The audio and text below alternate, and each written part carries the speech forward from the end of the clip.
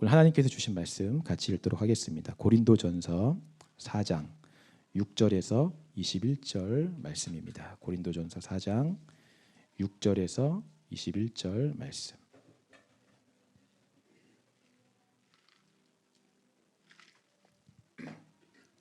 예, 다 찾으셨으면 우리 한 목소리로 같이 읽도록 하겠습니다. 한 목소리가 아니라 교독하겠습니다. 너무 기니까요. 예. 형제들아, 내가 너희를 위하여 이 일에 나와 아볼로를 들어서 본을 보였으니 이는 너희로 하여금 기록된 말씀 밖으로 넘어가지 말라 한 것을 우리에게서 배워 서로 대적하여 교만한 마음을 가지지 말게 하려 함이라.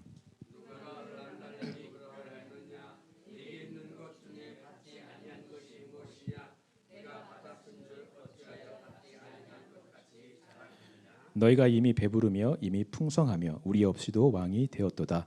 우리가 너희와 함께 왕노릇하기 위하여 참으로 너희가 왕이 되기를 원하노라.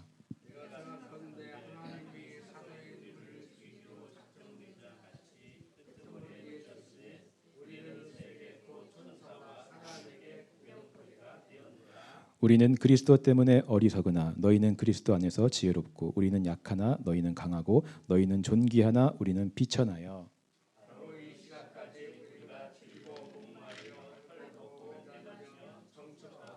또 수고하여 친히 손으로 일을 하며 모욕을 당한즉 축복하고 박해를 받은즉 참고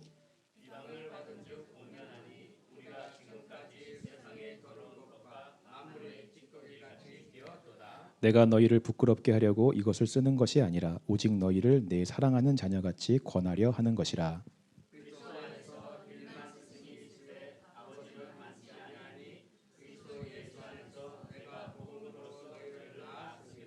그러므로 내가 너희에게 권하노니 너희는 나를 본받는 자가 되라.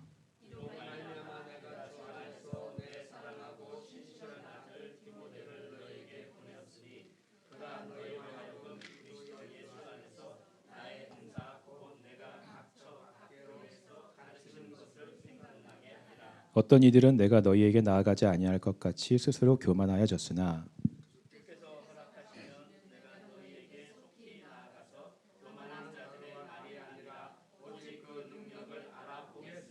하나님의 나라는 말에 있지 아니하고 오직 능력에 있음이라. 함께 읽겠습니다. 시작. 너희가 무엇을 원하느냐? 내가 매를 가지고 너희에게 나아가랴. 사랑과 온유한 마음으로 나아가랴. 아멘. 우리 처음에 6절에서 우리 8절 말씀까지를 보면 이 바울의 말하는 어조와 어투가 굉장히 화가 많이 나 있는 상태라는 것을 알 수가 있습니다. 굉장히 신랄하게 비판하면서 또는 비꼬기도 하면서 고린도 교인들을 막 책망하고 야단을 치고 있습니다.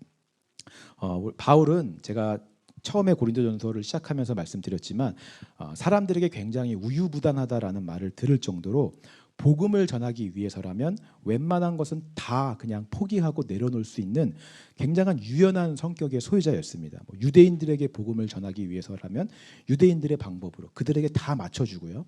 또 이방인들에게 복음을 전할 때는 또 그들의 방법으로 다 맞춰주는 방법으로 어떻게든 복음만 전할 수 있다면 사도 바울이 지금껏 생각해왔던 신념이나 가치관이나 지식이나 문화나 방법이나 이런 것들을 다 포기하고 내려놓을 수 있는 사람이 사도 바울이었다라고 하는 거죠. 근데 바울이 그렇게 유연한 바울이 어떠한 경우에라도 절대로 타협하지 않는 것이 하나 있었는데 그것은 바로 복음이 훼손될 때였습니다. 어떠한 경우라도 진리가 왜곡이 된다거나 복음이 변질되는 부분에 있어서는 정말 불같이 화를 내며 목숨 걸고 싸웠던 사람이 바로 바울이었어요. 오늘 바울이 고린도 교인에게 그렇게 불같이 화를 내고 있습니다. 그것은 고린도 교인이 복음을 훼손했기 때문에 그런 거예요. 다시 6절 말씀 한번 읽어볼까요? 함께 읽겠습니다. 시작.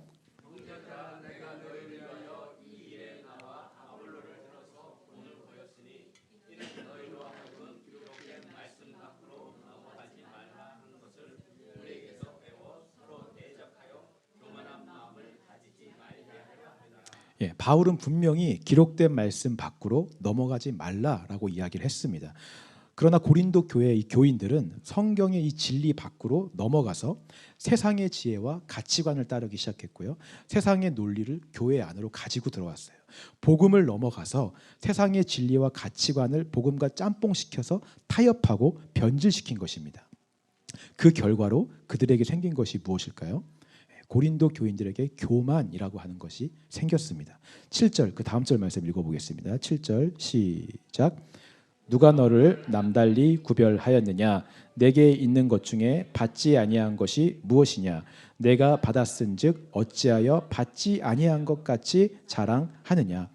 복음이 우리 안에 들어오게 되면 가장 먼저 내가 죄인임을 알게 해주시고요. 나는 죽어야 되는 존재임을 알게 해주십니다. 여러분 맞습니까? 그리고 예수만이 오직 내 안에 살아서 역사하실 유일한 왕 되시고 주인이심을 알게 하는 것이 복음이 우리 안에 들어와서 하는 일이죠. 근데 세상의 진리가 우리 안에 들어오면 정반대의 일을 합니다. 세상의 진리가 자꾸 내 안에 들어올수록 자꾸 나를 높여요. 나를 세웁니다. 내 자아가 아주 높아져서 내가 아주 특별한 존재가 되게 만들어요. 나는 다른 사람들보다 더 뛰어나고 구별되었고 더 높이 있는 사람이라고 생각하게 만드는 것입니다. 그래서 바울이 지금 이야기하는 거예요. 누가 너를 남달리 구별하였느냐? 세상의 진리가 두 번째로 또 하는 일이 있습니다. 이 진리가 내 안에 들어오게 되면 나에게 있는 모든 것들이 다 내 거라고 생각하게 만듭니다. 내가 열심히 노력하고 내가 애써서 얻어낸 것들, 저축한 것들, 모은 것들, 이것은 다 내 것이고 내 마음대로 사용할 수 있다라고 생각하게 만들어요. 근데 복음은 정반대잖아요. 지난주도 말씀드렸듯이 복음은 이 땅에 있는 모든 것이 하나님께서 내가 이 땅에 있는 동안 나에게 맡겨주신 것이다라고 가르칩니다. 내 것은 하나도 없다라고 말씀하세요. 모두 다 맡겨진 것이고 나는 맡겨진 것을 충성됨으로 지키는 청지기라는 것을 알려주십니다. 그래서 청지기는 그 직분상 절대로 교만할 수가 없는 직책이에요. 다 주인의 것이기 때문에 그렇습니다. 자랑을 하려면 주인을 자랑할 수밖에 없는 거죠. 근데 사람들이 오늘 말씀처럼 이것을 받은 것으로 생각하지 않고 맡겨진 것으로 생각하지 않고 내 것으로 생각하고 그래서 받지 아니한 것 같이 막 자랑하기 시작하는 거죠. 내 것이 아닌데 내 거라고 생각하면 교만하게 되고 자랑하게 되는 것입니다. 그 다음 절 8절 말씀 읽어보겠습니다. 8절 같이 읽겠습니다. 시작. 너희가 이미 배부르며 이미 풍성하며 우리 없이도 왕이 되었도다. 우리가 너희와 함께 왕노릇하기 위하여 참으로 너희가 왕이 되기를 원하노라. 그래서 어떻게 되었습니까? 이 고린도 교인들이 배부르며 풍성하며 왕이 되었어요. 자기가 특별하다고 생각하게 되면 자기가 가진 능력과 은사와 지식과 지혜로 막 스스로를 높이고 이 자아가 왕이 되어서 판단하면서 설치기 시작하는 것입니다. 말씀드렸듯이 고린도 지역은 그 당시에 지적인 욕구와 이 열풍이 굉장히 높았던 그런 도시였습니다. 교회 안에 스스로 지식 수준이 높다, 내가 지혜롭다, 새로운 지식과 철학으로 새로운 것을 깨달았다 하는 사람들이 굉장히 많이 있었어요. 또 능력을 가진 사람들, 달란트를 가진 사람들, 은사를 가진 사람들도 너무 많았습니다. 부유한 사람들도 너무 많았어요. 그러니까 한 명 한 명이 서로가 다 너무 특별하고 다 잘난 거예요. 다 저마다 그렇게 왕이 되어서 자기가 가진 것을 자랑하고 서로를 판단하고 남은 깎아내리고 높낮이를 재는 일들이 고린도 교회에 일어난 것입니다. 오늘날도 세상에는 이런 일들이 계속 일어나고 있습니다. 2014년에 여러분 기억하시겠지만 비행기가 회항하는 소위 땅콩 회항이라는 사건이 아마 여러분 기억나실 거예요.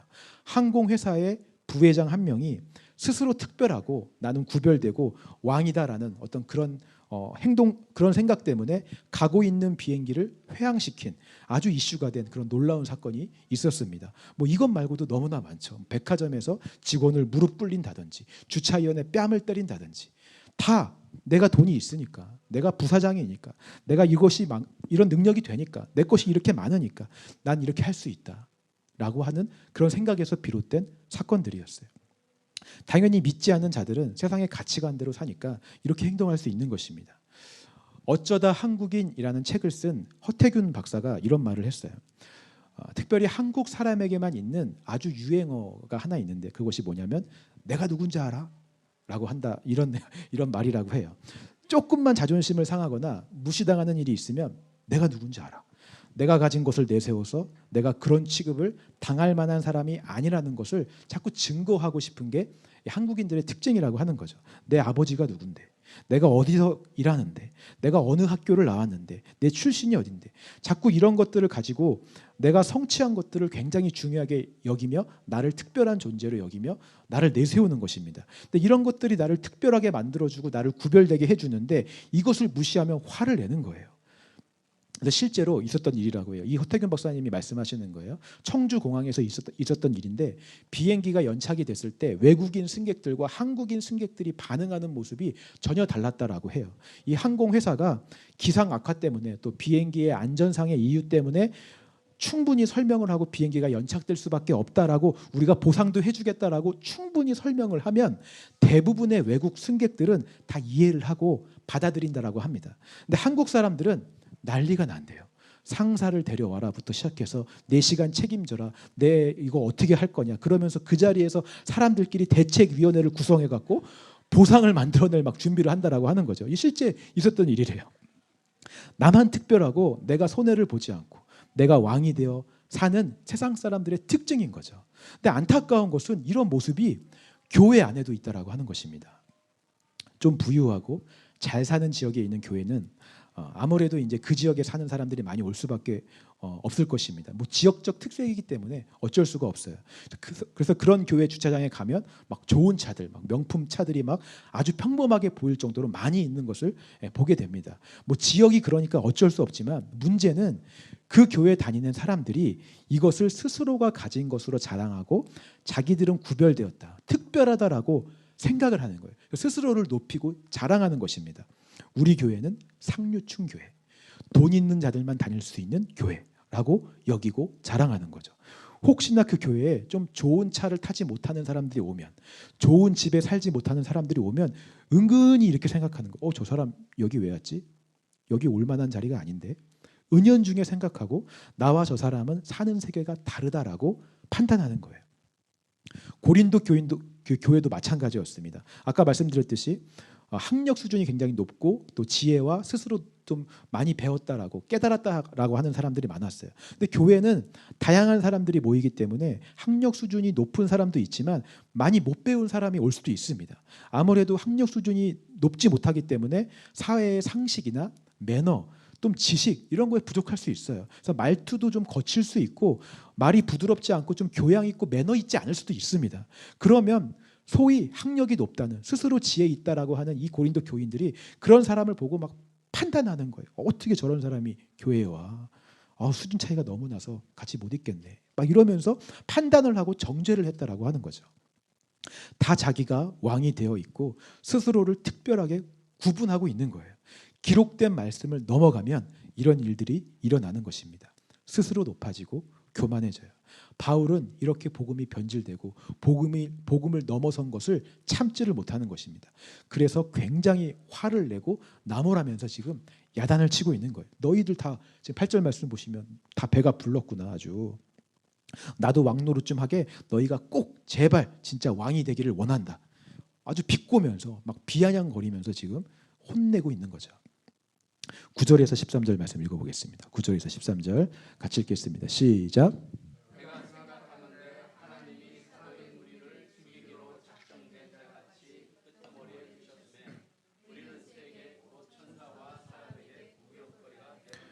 우리는 그리스도 때문에 어리석으나 너희는 그리스도 안에서 지혜롭고 우리는 약하나 너희는 강하고 너희는 존귀하나 우리는 비천하여 바로 이 시각까지 우리가 줄이고 목마르며 헐벗고 매맞으며 정처가 없고 또 수고하여 친히 손으로 일을 하며 모욕을 당한즉 축복하고 박해를 받은즉 참고 비방을 받은즉 권면하니 우리가 지금까지 세상의 더러운 것과 만물의 찌꺼기 같이 되었도다.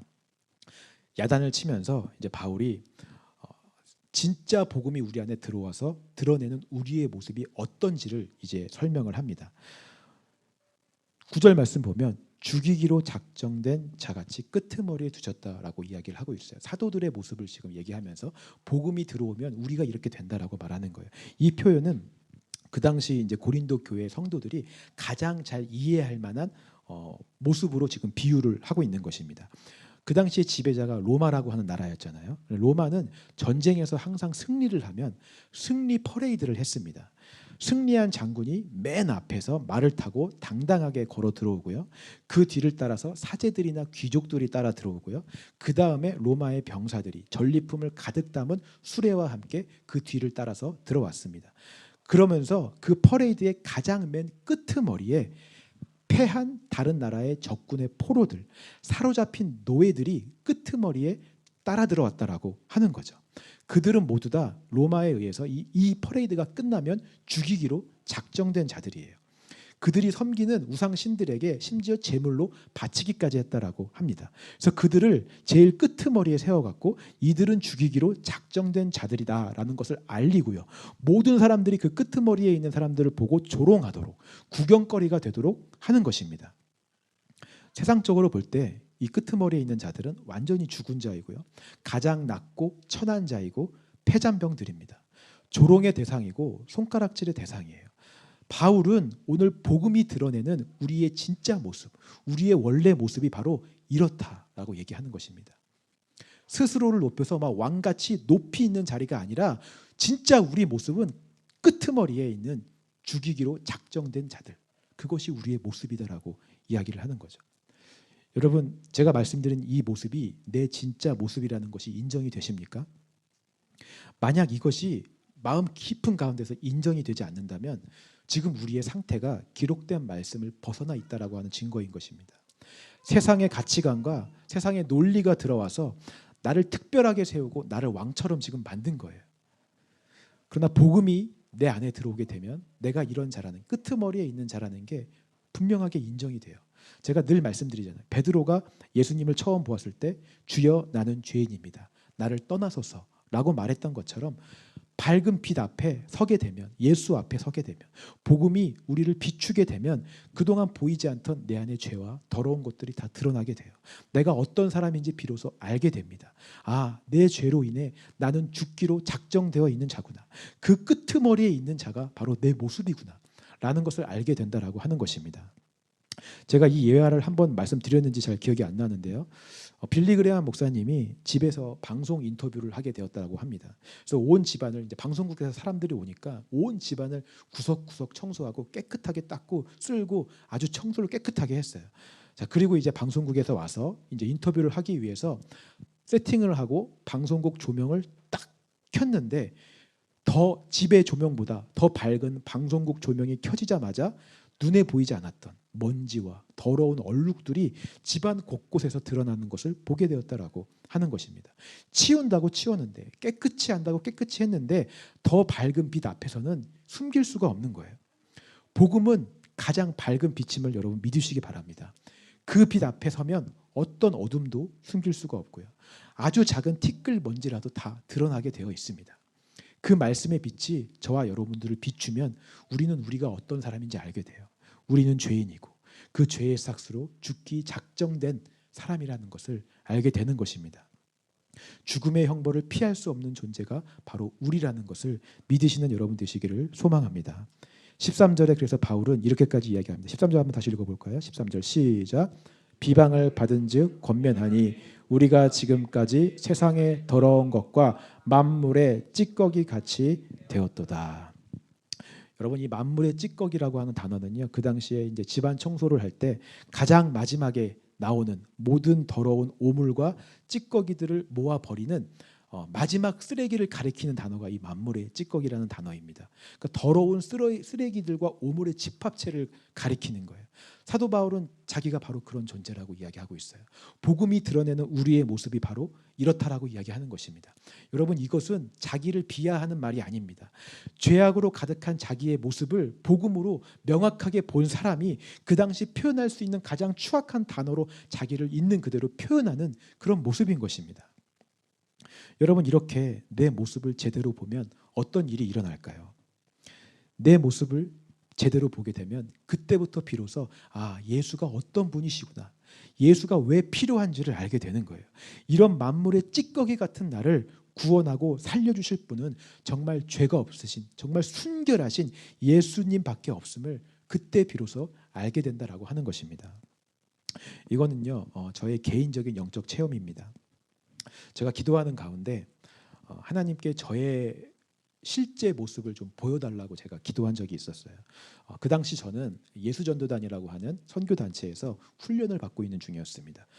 그때 저는 꽤나 좀 교만했어요. 막 부자 청년처럼 어릴 때부터 모태신앙으로 자라왔고 특별히 사고치지 않고 나는 꽤 괜찮은 삶을 살아왔다라고 생각하고 있었습니다. 특별히 그래서 구원받은 이유도 물론 구원은 받았지만 나는 신앙생활도 열심히 하고 나는 뭐 이렇게 사고치지도 않고 주님 앞에 헌신된 삶을 살고 있다. 그래서 남들은 이 젊은 시기에 다 자기의 성공과 어떤 그 자기의 어떤 그런 것들을 위해서 열심히 노력하고 애쓸 때 나는 모든 걸 다 포기하고 이렇게 6개월씩이나 선교단체에 들어와서 나는 훈련을 받고 있다. 나는 아주 특별한 사람이야. 주님이 나를 더 사랑하시는 사람이야. 나는 뭐 구별된 사람이야. 막 이렇게 스스로 교만하게 막 착각하고 있었어요. 그래서 그런 기도를 했던 것 같아요. 감히 제 진짜 모습을 보여달라고 막 기도를 한 거죠.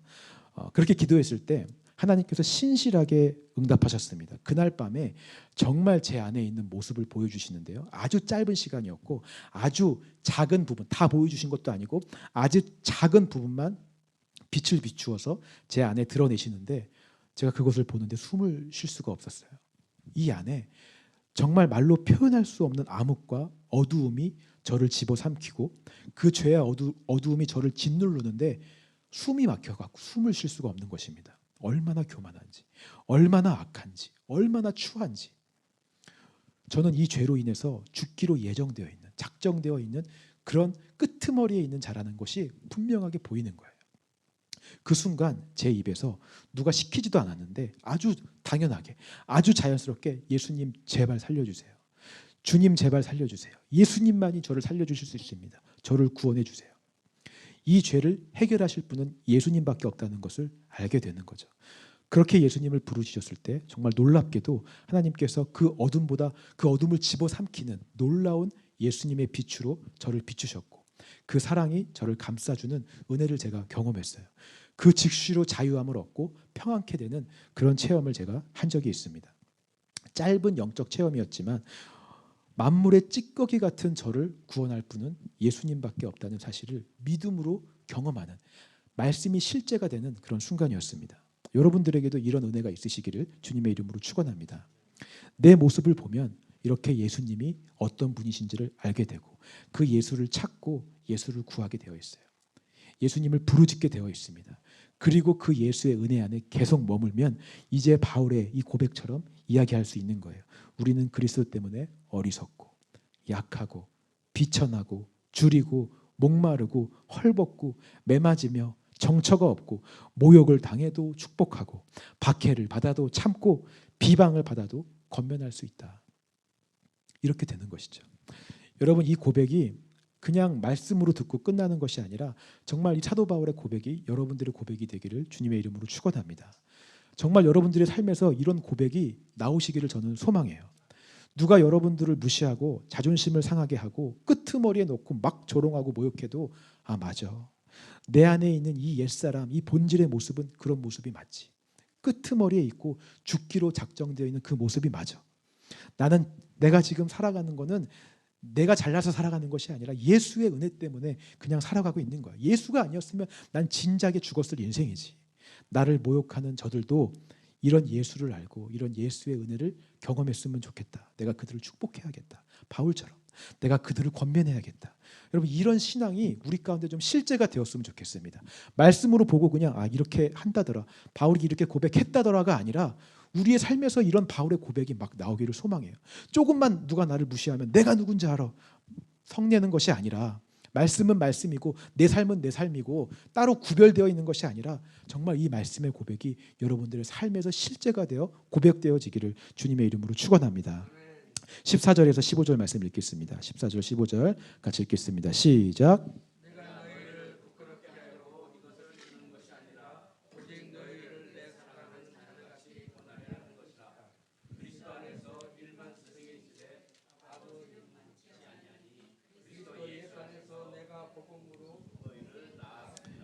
예, 좀 전까지요. 바울은 굉장히 막 화를 내면서 고린도 교인을 야단쳤습니다. 근데 14절부터는 아버지처럼 다시 따스하게 좀 사랑으로 다독거리면서 다시 이야기를 합니다.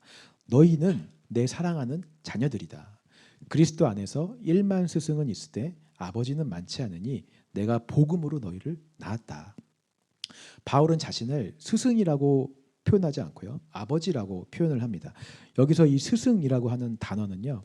다른 성경에서는 초등교사, 옛날 버전에서는 몽학선생이라고 번역이 되어 있습니다. 이 단어가 포함하는 뜻은 아이들을 돌보는 자, 아이들을 시중드는 자라는 뜻을 가지고 있습니다. 그러니까 그 당시의 문화에서 비롯된 단어예요. 왜냐하면 그 당시에 좀 부유한 집의 사람들은 다 노예를 가지고 있었습니다. 노예들이 하는 일이 굉장히 다양한데 그 중에 아이들을 돌보고 아이들에게 시중드는 노예들이 있었어요. 보통 6세에서 16세까지의 아이들을 돌보는 노예들을 가리킬 때 이 단어를 사용했습니다. 초등교사, 몽학선생. 이 사람들은 가정교사처럼 이제 노예지만 가정교사처럼 그 집안에 있는 귀족의 아이들을 가리키고요. 어떤 귀족의 예법들을 가리키고 또 아이들이 학교를 갈 때 길을 인도하고 길을 안내하는 그런 역할을 했어요. 여러분 이런 초등교사, 이런 몽학 선생들의 특징이 무엇입니까? 이들은 그냥 주어진 역할 안에서 그 안에서 허락된 서비스를 하는 사람들이에요. 단순한 정보와 지식을 전달하는 사람들입니다. 쉽게 말하면 우리가 여행 갔을 때 여행 가이드를 생각하시면 됩니다. 그런 역할을 하는 사람들이에요. 노란 깃발 들고 여기로 모이세요. 몇 시까지 모이세요. 여긴 어디입니다. 이곳은 이런 장소입니다. 단순히 길 안내와 지식과 정보를 하는 그런 가이드의 역할이죠. 가이드는 자기의 역할을 위해 최선을 다합니다. 제가 저희 부모님 모시고 LA로 여행을 한번 간 적이 있었는데요. 얼마나 일정이 빡빡한지 정말 새벽에 깨워서 막 데리고 나가고요. 뭐 밥도 막 먹는 동 마는 동 하고 어디 도착하면 막 40분만 있다가 막 출발합니다 막 이러고 빨리 차에 타세요. 어디 내리면 사진 찍으세요 막 이러고 어떻게든 막 자기 그 일정을 이 가이드는 진행을 해야 되니까 정해진 시간 안에 다 돌아야 되니까 막 그렇게 다그치고 막 정신없이 진행을 하는 거예요. 그 안에 여행을 관광하는 내가 어떤 감정을 느끼고 뭘 생각하고 뭘 느끼고 뭘 깨달았는지 하나도 관심이 없습니다. 하나도 신경 쓰지 않아요. 이 가이드가 나의 인생을 막 책임져주고 나의 인성과 지성과 감성을 다 다루며 나를 교육시켜주지 않습니다. 그냥 주어진 역할 안에서 지식과 정보만 제공할 뿐이에요. 그러나 아버지는 다릅니다. 아버지는 나의 모든 것에 책임이 있어요. 아버지의 역할은 끝이 없습니다. 내가 올바로 자라고 성장할 때까지 끊임없이 내 옆을 지키고 나를 보호하고 나를 양육시키는 것이 아버지예요. 요새 제가 저희 5번을 키우면서 정말 아버지의 역할을 다시 한번 제가 생각해 보게 되고 있어요. 정말 하나부터 열까지 다 해줄 수밖에 없잖아요. 밤에도 거의 뭐 2시간마다 한 번씩 일어나서 우유를 줘야 되고요. 내가 낳았기 때문에 내 아이를 책임을 지는 거죠. 뭐 이제 태어난 지 한 달밖에 안 됐으니까 잠을 자고 싶은데 잠을 자는 방법을 모르는 거예요. 어른인 우리는 졸리면 그냥 자면 되잖아요. 방법을 아니까. 근데 이 아이는 몰라요. 졸린데 잠자고 싶은데 방법을 모르니까 우는 것밖에 할 수 없어요. 그럼 가서 막 자장자장 해주면서 잠드는 방법을 알려줍니다. 그러면서 이 아이가 어떤 걸 느끼고 있을까? 평안할까? 지금 불안할까? 어떤 마음일까? 이런 것들을 계속 생각하면서 아이를 양육하고 돌보게 되는 것입니다. 이런 것은 가이드나 몽학 선생은 할 수 없는 것입니다. 아버지이기 때문에 할 수 있는 거죠. 바울은 고린도 교인을 복음으로 낳았다라고 이야기하고 있어요. 그들을 사랑하고 그들에게 관심이 있기 때문에 신경을 쓰고 있기 때문에 아버지의 마음으로 지금 이렇게 이야기하는 것입니다. 때로는 화도 내고요. 비꼬기도 하고 야단도 치고 교만한 좀 교인들을 보면 너 교만하지 말아라. 너 모습 제대로 봐라. 너 끄트머리에 있는 자야 라면서 막 혼을 내고 야단을 치기도 하는 것입니다.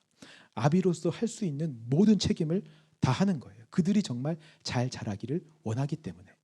그래서 아버지이기 때문에 바울이 이런 말도 할 수 있는 것입니다. 16절 말씀 읽어보겠습니다. 16절 같이 읽겠습니다. 시작.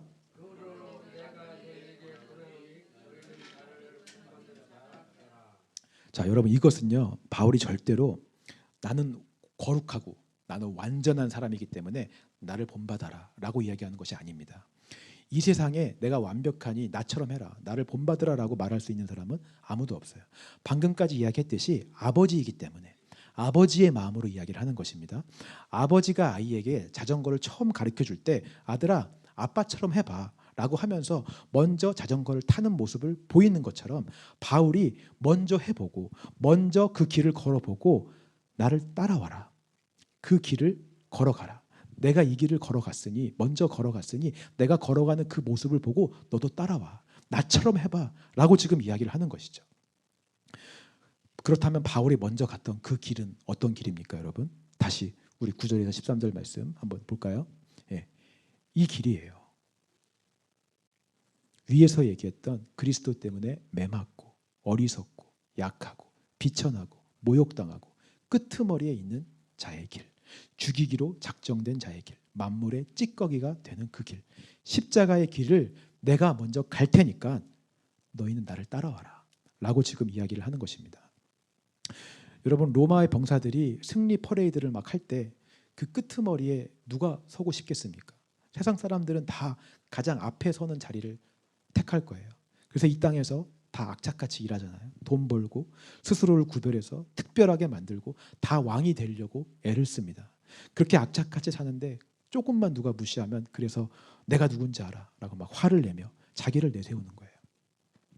다 그런 길을 갈 때 바울은 이렇게 이야기하는 것입니다. 그런 왕이 되는 길 말고 내가 먼저 끄트머리에 가 있을게. 내가 먼저 조롱받고 멸시 천대받는 자리에 가 있을게. 이게 복음이 드러내는 우리의 길이야. 예수님이 가셨던 그 십자가의 길이야. 내가 갈 테니까 나를 따라와라 라고 지금 바울이 얘기하는 거죠. 저는 플래그십 처치에 있는 모든 분들이 이 말을, 바울이 했던 이 말을 서로에게 해줄 수 있기를 주님의 이름으로 축원합니다. 나를 본받으라라는 말을 서로에게 해줬으면 좋겠어요. 당연히 먼저는 제가 여러분들에게 그 말을 했으면 좋겠고요. 또 여러분들이 서로에게 그 말을 했으면 좋겠어요. 우리가 매주 하는 CD 모임에서 그런 나눔이 매주 있기를 소망합니다. 그 길을 먼저 걸어보고 그 길을 걸어본 사람이 나누면서 나를 본받아라. 내가 먼저 그 길을 걸어봤으니 내 길을 따라와라 라고 말하는 것이고요. 그 얘기를 듣는 사람은 아, 나도 그 길을 걸어가야겠다 라고 위로받고 도전받는 것입니다. 서로가 그렇게 함께 그 길을 걸어가며 권면하며 주님의 이름으로 끌어주며 함께 걸어가는 거예요. 이것이 플래그십이라는 배에 탄 우리의 사명이고 우리의 비전인 줄 믿습니다. 말씀을 정리하기 원합니다, 여러분. 예수님이 이 땅에 오셨을 때요, 호산나 다윗의 자손이여 우리를 구원하소서 라고 막 환호하고 종려나무가지를 흔들었던 모든 사람들은 예수님이 그 퍼레이드의 가장 앞에 선 자가 되기를 원했습니다. 개선 장군처럼 아주 당당하게 앞장서서 막 승리를 자랑하고 모든 영광을 이 땅에서 누리는 것을 기대했어요. 근데 예수님은 가장 끄트머리로 가셨습니다. 십자가로 가셨고요. 나무에 달린 저주받은 자가 되셨습니다. 거기서 죽으셨어요. 그것이 예수님이 가신 십자가의 길이었고 먼저 가신 그 길이었습니다. 그리고 우리에게 말씀하세요. 이제 여러분들도 그 십자가를 지고 나를 따라오십시오 라고 말씀하십니다. 그런데 예수님은 그 길을 가셨는데 왜 우리는 그렇게 자꾸 앞에만 서려고 하는 것일까요? 왜 자꾸 뭔가 내가 높아지고 인정받고 성공하는 것을 기대하고 있습니까? 왜 교회에 나와서 우리가 하는 기도의 제목들은 맨날 다 읽어주시고 적어주시고 잘되게 해주시고 성공하게 해주시고 이런 기도 제목밖에 없습니까? 어떤 분은 제가 이렇게 이야기하면 아니 목사님, 하나님은 우리가 이 땅에서 고통받지 않고 행복하기를 원하시지 않습니까? 그래서 행복하기 위해 이런 것들을 다 구하는 건데 왜 자꾸 좁은 길로 가라 그러고 왜 자꾸 고통스러운 길로 가라고 하십니까? 아닙니다, 여러분. 하나님을 잘못 알고 계세요. 하나님은 우리가 이 땅에서 행복하기를 원하시는 것이 아니라 거룩하기를 원하십니다. 여러분 이렇게 믿으십니까? 이 땅에서 거룩하기를 원하세요. 사람들은 자기 이 자아가 원하는 대로 만족하며 모든 것들을 다 누리며 이 땅에서 행복하게 살면 절대로 하나님을 찾지 않습니다. 인간의 본성이에요. 그래서 어떤 목사님은 그렇게 말씀하셨어요. 하나님은 그래서 우리가 인생에서 악소리 나게 만드신다고. 정말 우리 가운데 처절하게 바닥을 치는 순간을 만드셔서 예수님을 찾을 수밖에 없게 만드신다고. 예수님이 먼저 끄트머리에 가셨어요. 그리고 주님 가신 그 길을 따라오라라고 말씀하십니다. 예수님과 함께 걷는 그 길이 거룩의 길임을 여러분 믿으시기 바랍니다. 그렇다면 질문합니다. 여러분 바울이 그 길을 걸어갈 때 정말 불행하다라고 생각했을까요? 난 왜 이렇게 행복하지 않을까? 난 매맞고 이 만물의 찌꺼기처럼 조롱받고 사는데 내 인생 참 불쌍하다. 아이고 기구하다. 이 삶 언제 끝날까? 이러면서 바울이 살았을까요? 그렇지 않습니다. 세상 사람들이 볼 때 물론 만물의 찌꺼기 같은 삶이었지만 바울은 거기서 행복했어요. 만족했어요. 내 은혜가 내게 족함을 알고 있었습니다. 이 땅에서 천국을 소망하고 그 천국이 바울의 마음 가운데 임재했고 그 임재함으로 이 땅에서 기쁨과 참 평안과 만족을 누리며 바울은 살았습니다. 여러분 이 기쁨과 이 삶을 경험해 보고 싶지 않으십니까? 귀로만 듣는 것이 아니라 야 바울은 그렇게 살았다더라. 근데 나는 아니야. 야, 저 사람은 저렇게 산대더라. 하지만 나는 아니야. 이렇게 구별된 것이 아니라 정말 이 말씀처럼 살아보고 싶지 않으세요?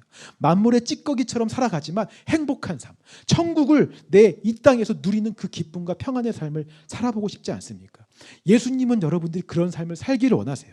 예수님은 여러분들이 그 길을 먼저 걸어가고 바울처럼 말씀하기를 원하십니다. 내가 먼저 이 길을 걸어보니 참 이 십자가의 길이 평안하고 복된 길이다. 내가 먼저 이 길을 걸어봤으니 여러분들은 나를 본받으라. 먼저 경험한 여러분들이 다른 사람에게도 바울처럼 똑같이 말씀하기를 원하십니다. 나를 본받아라. 나를 따라와라. 이 길 나와 같이 걸어가자 라고 말씀하기를 원하십니다. 세상 사람들이 볼 때는 정말 끄트머리에 만물의 찌꺼기 같은 길이지만 하나님이 보시기엔 그 길이 승리의 길이고 거루의 길인 줄 믿습니다. 이 십자가의 길을 저와 여러분들이 함께 걸어가며 서로 나를 따라오라며 권면하며 끌어주면서 격려하면서 함께 이 믿음의 길을 걸어가는 저와 여러분들이 되시기를 주님의 이름으로 축원합니다.